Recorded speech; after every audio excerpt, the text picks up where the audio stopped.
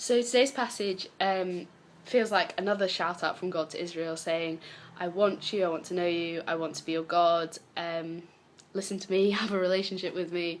It just shows God's pursuit of Israel, and also I think God's pursuit of us. So chapter 18 starts with God just smashing the old proverb that was being spoken a lot, that was being told, the Israelites were telling to one another. Goes, the fathers eat sour grapes and the children's teeth are set on edge. Meaning that if the father sins, if the father lives an unrighteous life of wickedness, then the son will bear the consequences of his father's actions. And in the same way, if the son then doesn't live a good life, if the son gets into bad things, then the father will be punished for the son's actions. But God says, no, that's not true. We're all accountable for our own actions. We're accountable for our own sin. And he also says that we shouldn't feel guilt for other people's sin, and neither will they feel guilt for our sin, because we're accountable for our own sin. And then in this passage, it gives us a good idea of what righteous living might look like. Not worshipping idols, not robbing from someone else, giving food to people who are hungry, not denying the poor help if they need it, and lots more than that. So it's a really good read about righteous living.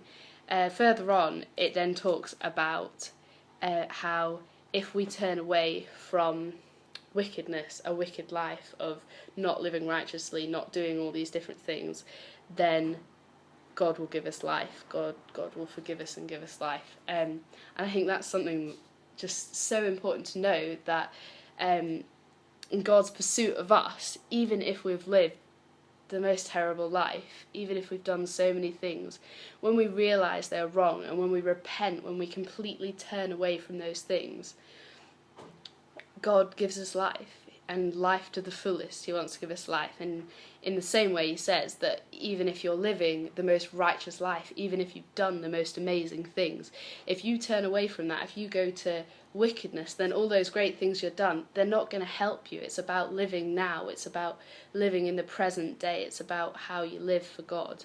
It's not about relying on your past inheritance. And then a lot of the Israelites say, oh, you're unfair, that is such an unfair thing. And God says, well, how is it unfair that even though you have done so many things wrong, if you just turn to me, if you just live for me, then I will give you life? How does that make me unfair?